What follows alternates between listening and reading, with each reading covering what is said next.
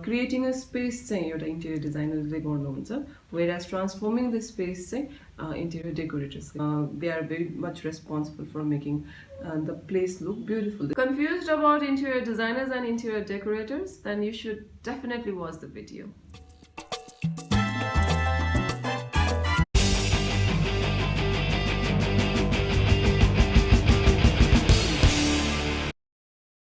Namaste. Welcome to our YouTube channel Interior Design Nepal. If you are new to our channel, then please don't forget to subscribe to our channel and like our videos or share it among your friends. My name is SANDIPA Tamang. I am an interior designer. Today we are here to speak about the topic who is an interior decorator and who is an interior designer and their differences.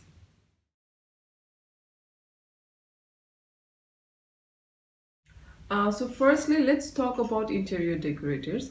Interior decorators चाहिँ एउटा यस्तो discipline हो चाहिँ जसमा चाहिँ डेकोरेटर्सहरूले चाहिँ क्लाइन्टसँग काम गर्नुहुन्छ अनि त्यसपछि उहाँहरूले चाहिँ जुन स्पेस दिएको हुन्छ अलरेडी बनिसकेको स्पेस दिएको हुन्छ त्यसलाई चाहिँ ट्रान्सफर्म गरिदिनुहुन्छ है.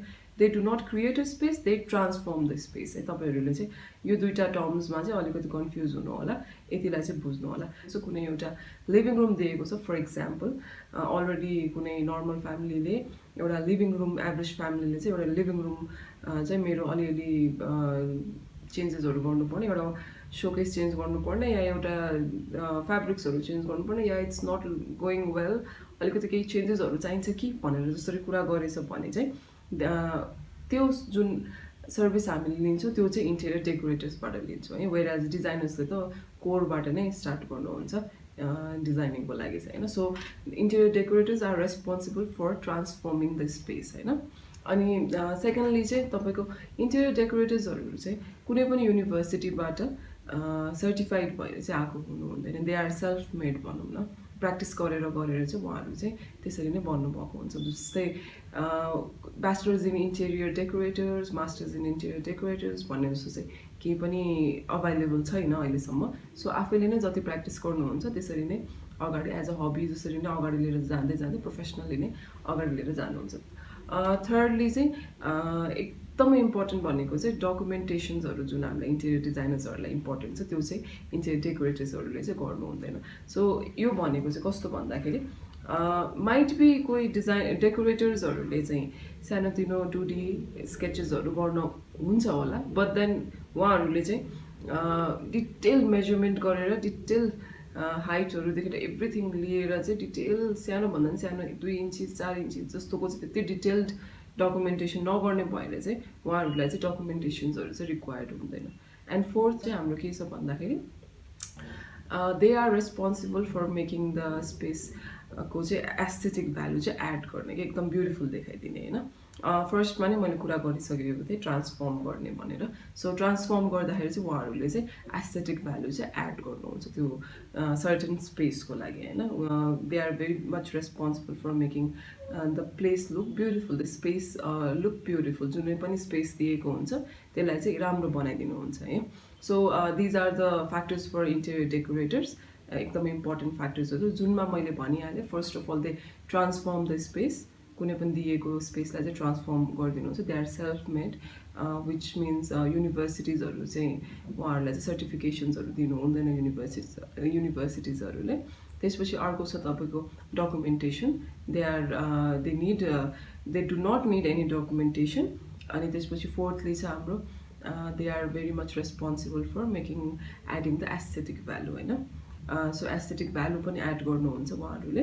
अनि त्यसपछि उहाँहरू क्लाइन्टहरूसँग काम गरेर के अरे बसेर काम गरेर त भइ नै हाल्यो, उहाँहरूले ट्रान्सफर्म गरि नै हाल्नुहुन्छ. So these are the factors for interior decorators. So that was all about interior decorators. अब चाहिँ हामी interior designers को बारेमा कुरा गर्दैछौँ. Being an interior designer पनि मलाई चाहिँ what I feel about interior designers are like interior designers मा चाहिँ वर्डमा नै सेल्फ नै अलिकति हेभी मिनिङ लुकेको छ. इन्टेरियर भनेको कुनै पनि एउटा इनसाइडको स्पेस भयो, डिजाइनर भनेको वर्क्स विथ आर्ट एन्ड क्रिएटिभिटीहरू भएको मान्छे हुने भयो होइन, डिसिप्लिन हुने भयो. सो इन्टेरियर डिजाइनर्सहरू भन्नुभएको चाहिँ कुनै पनि एउटा स्पेस दिइसकेको स्पेसलाई चाहिँ उहाँहरूले चाहिँ त्यो स्पेसलाई चाहिँ क्रिएट गरेर त्यसलाई चाहिँ डिजाइन गरिदिनुहुन्छ है. अनि इन्टेरियर डिजाइनर्सहरूले चाहिँ फर्स्टले चाहिँ they work with the client, क्लाइन्टहरूसँग उहाँहरूको रिक्वायरमेन्ट्सहरू के छ हेरेर चाहिँ क्लाइन्टहरूसँगबाट रिक्वायरमेन्ट लिएर डिजाइनिङ्सहरू चाहिँ स्टार्ट गर्नुहुन्छ। त्यसको लागि चाहिँ they are responsible for creating the space है। फेरि अब यता चाहिँ क्रिएटिङ द स्पेस हुन्छ, डेकोरेटर्स चाहिँ ट्रान्सफर्मिङ द स्पेस थियो भने यहाँ चाहिँ डिजाइनर्सहरूले चाहिँ कुनै पनि एउटा स्पेसलाई चाहिँ क्रिएट गर्नुहुन्छ। जस्ट फर एन इक्जाम्पल, कुनै पनि एउटा घर दिएको छ भने चाहिँ उहाँहरूले चाहिँ अब घरको रुम्सहरूमा चाहिँ यो साइड चाहिँ मास्टर बेडरुम क्रिएट गरौँ, राखौँ, यो साइड चाहिँ किचन राखौँ, यता चाहिँ डाइनिङ राख्दा ठिक हुन्छ, हल यता गर्दा ठिक होला भनेर चाहिँ यसरी चाहिँ उहाँहरूले चाहिँ क्रिएट गर्नुहुन्छ एउटा स्पेस होइन। त्यही अनुसारले त्यसको डिजाइनिङको चाहिँ अगाडि बढ्दै जान्छ क्लाइन्टको रिक्वायरमेन्ट अनुसार। So first of all they work with the client and they create a space होइन। सेकेन्ड अफ अल चाहिँ सेकेन्डमा चाहिँ they satisfy the need of the client according to what they want in the design होइन।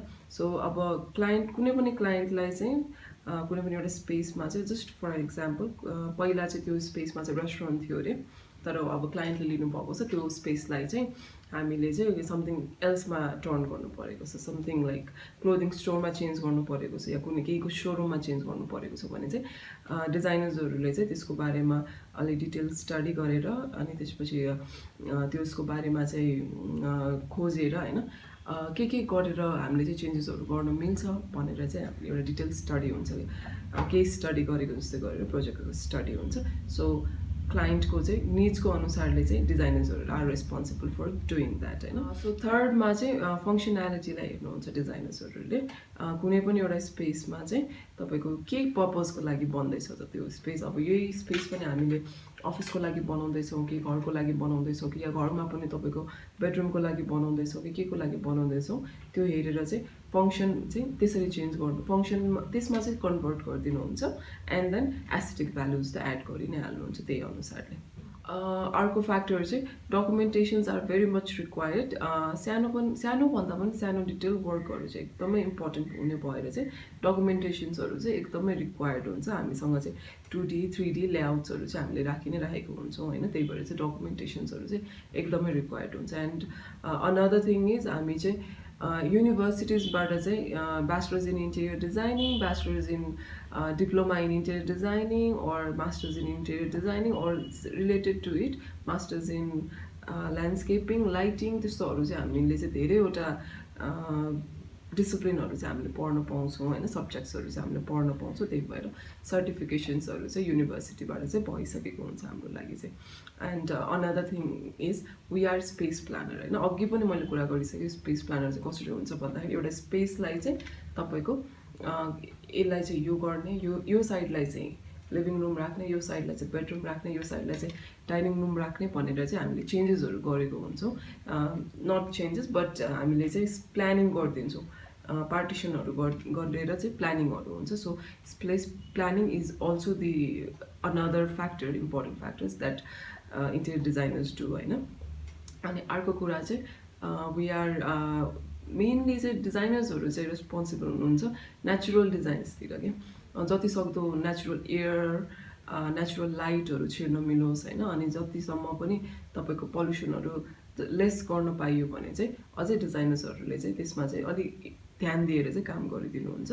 And lastly चाहिँ हाम्रो aesthetic भ्यालुहरू चाहिँ एकदमै नै एड गर्नुहुन्छ इन्टेरियर डिजाइनर्सले। यो चाहिँ मैले भनिराख्नु पर्ने कुरा नै होइन।